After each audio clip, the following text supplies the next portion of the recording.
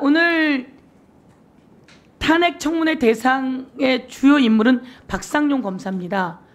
이 수원지검 사건의 주인 검사 박상용 검사입니다. 그런데 박상용 검사는 뭐가 두려운지, 무엇을 숨기려고 하는지 왜 이 자리에 안 나오는 거죠? 여당 의원들이 그렇게 이야기하시는데 나와서 떳떳하게 이야기하면 되는 거 아니겠습니까? 그런데 왜 안 나온 겁니까? 안 나와서 숨기는 자가 범인입니다. 청문회 나오지 않겠다고 거부하는 자가 범인입니다. 그런데 오히려 9년 6개월이라고 하는 형을 받은 이화영 증인이 나왔어요. 나오는데 마음이 편안하겠습니까? 얼마나 두렵겠습니까? 그래서 저는 이게 뒤바뀌었다. 안 나오고 거부하는 자가 범인이다 이렇게 이야기하고요. 이화영 증인께 묻겠습니다. 도대체 몇 번이나 불려나간 것 같습니까? 검찰에.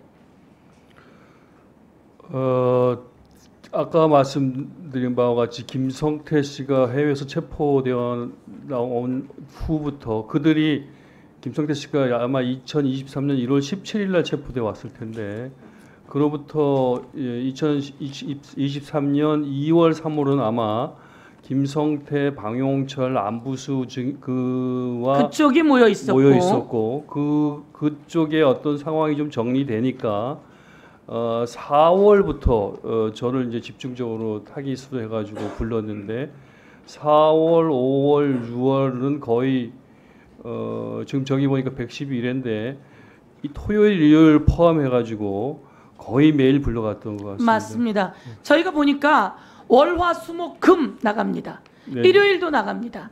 그리고 지금 말씀처럼 110일에 이거는 9월부터가 아니에요. 그 1월부터 110일에나 불려나갑니다. 111회를 하루에 10시간씩 조사받았다고 치니까 1110시간이에요. 아니 대한민국의 어떤 사람을 검사가 이렇게 오랫동안 수사할 권리가 있는 거죠? 해도 너무한 거 아닙니까? 그리고 이렇게 불러다 대고 협박하고 회유하고 김성태, 방용철, 안부수 등이 입을 다 맞추고 나니까 다시 불러서 입을 맞추게 하고 그러면 다시 한번 묻겠습니다. 넷을 한꺼번에 불러낸 적이 있습니까? 저기 지금 적시되어 있는 저와 김성태, 방용철, 안부수 넷을 불러서 여러 번 대지를 했고요. 또 대지를 하지 않고 조서를 쓰지 않을 경우에도 같이 있었던 적도 불렀던 적도 있었고요.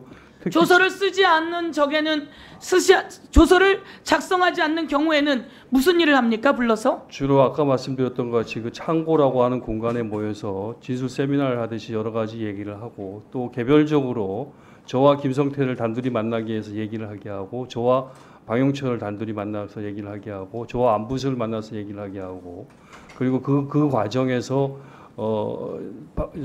김성태 측 변호인을 또 단독으로 만나게 하고 그런 과정들이 있었습니다. 제가 정리하겠습니다.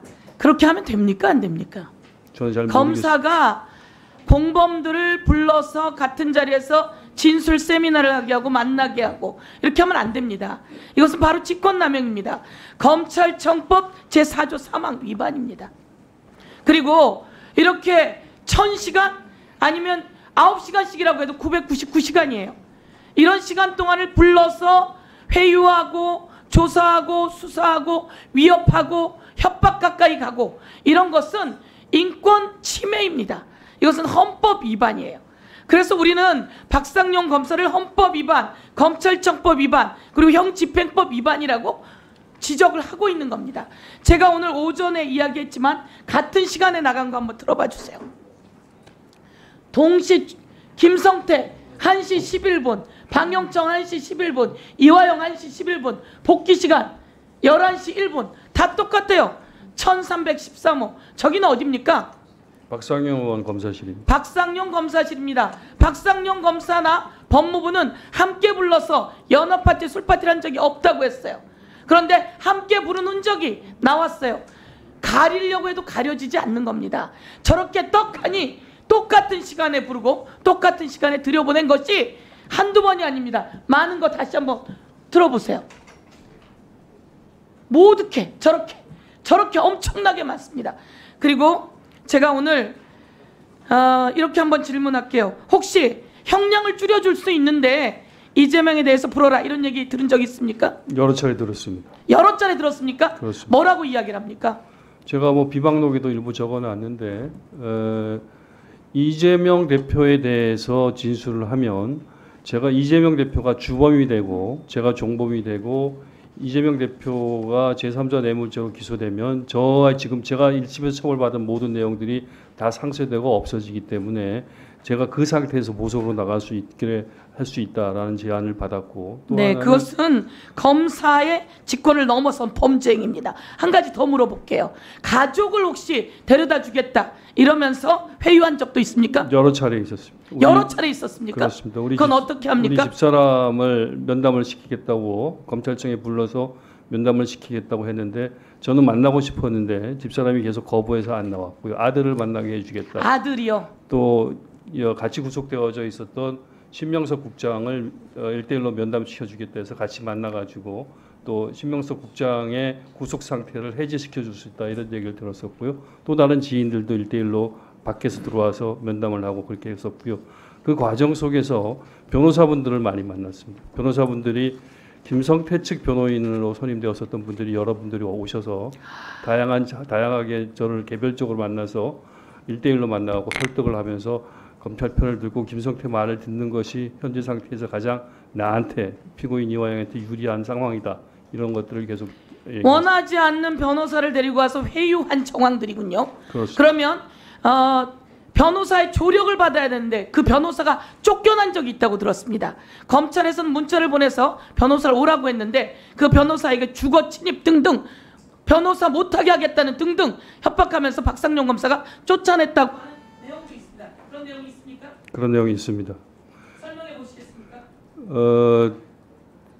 서모 변호사가 저를 위해서 검찰청에 왔는데 그 시간이 쫓겨가지고 선임계 같은 절차가 좀 미비했는데 그것을 근거로 해서 박상용 검사가 변호인 참관을 못하게 했었습니다. 그래서 현장에서 쓰겠다고 했는데 하여튼 고성이 오가면서 못하게 했었고 또 한 번은 그런 일도 있었습니다. 그 현직 교도관이 그런 박 검사실에서 일어나고 있는 일련의 행태에 대해서 문제점을 느껴가지고 교도관이 문제 제기를 했었습니다. 예를 들면은 방용철 피고인이 구치소에서 가지고 온 문건을 밖에서 들어온 쌍방울 직원에게 전달을 하려고 했었습니다. 그걸 이제 검사가 용인해 주니까 교도관이 이건 너무한 거 아니냐 그렇게 해서 계속 항의를 하다가 박 검사하고 아주 큰 소리로 대파란 다투기도 하고 그런 경우도 있었습니다. 네, 수고하셨습니다. 다음은 박은정 의원님 질문해 주세요. 네, 그 녹취